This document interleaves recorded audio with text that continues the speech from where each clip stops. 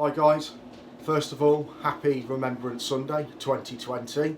Thank you for joining me for the announcement of the competition we've had running for the last 4 weeks. So let's just quickly remind ourselves of what you had to do.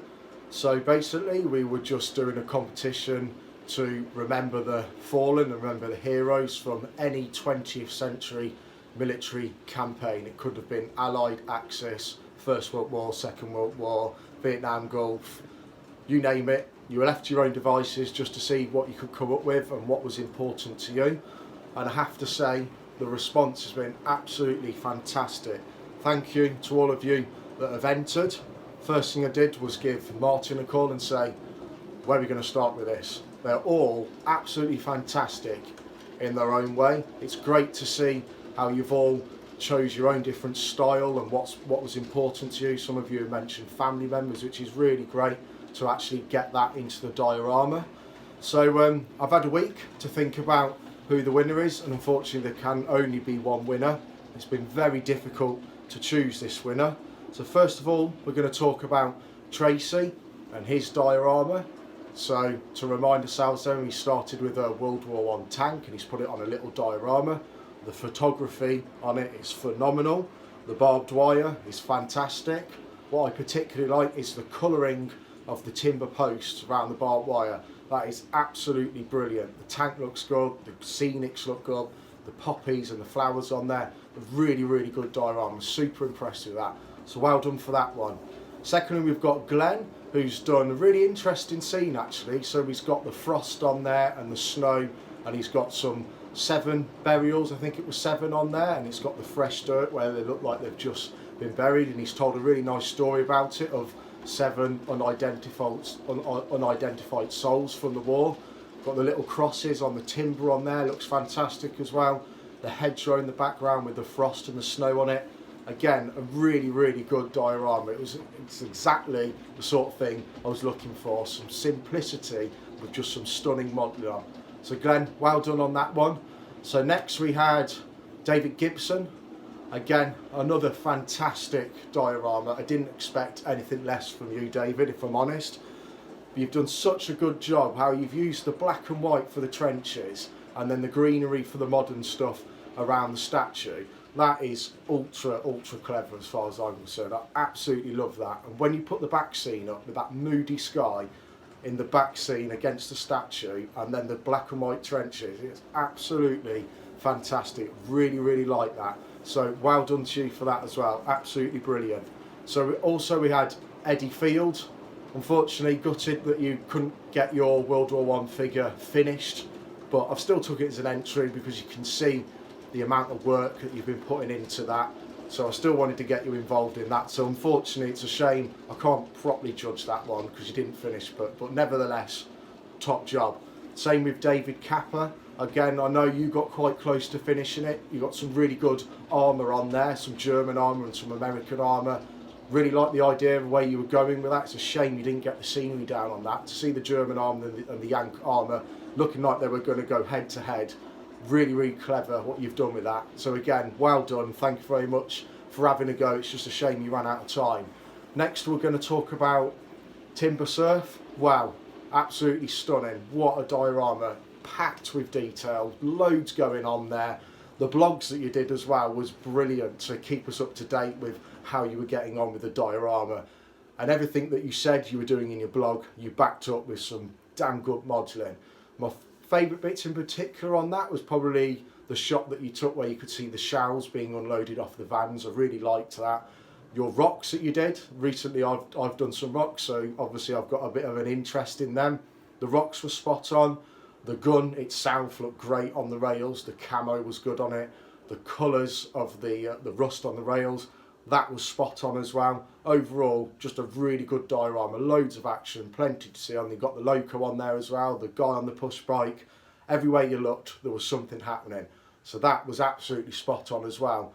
And then we come to Craig, your diorama. You've put a little story together on that, which was really good to hear the story about it being 1944, preparing for D-Day. The fact that you mentioned your granddad in it when I was reading that, and then you said that he landed on D-Day and then he was shot by a German sniper. I thought, damn, that's a shame. And then read the next line, he actually survived and told the tale and lived till 2015. So that's actually absolutely brilliant. So he'll be really proud of that. And again, as far as the diorama goes, packed with detail. I'm not really sure where to start with that. You know, the Nissan hut, the Sherman tank, loads of stuff on there. But before I say any more about these dioramas, why don't we have a look at them, see what we think, and then I'll announce the winner.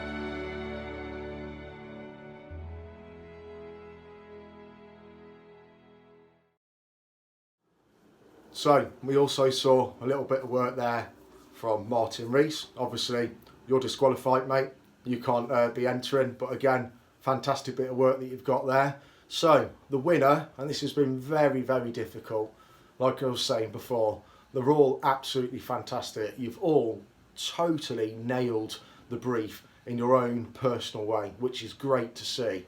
But there can only be one winner. Craig, congratulations.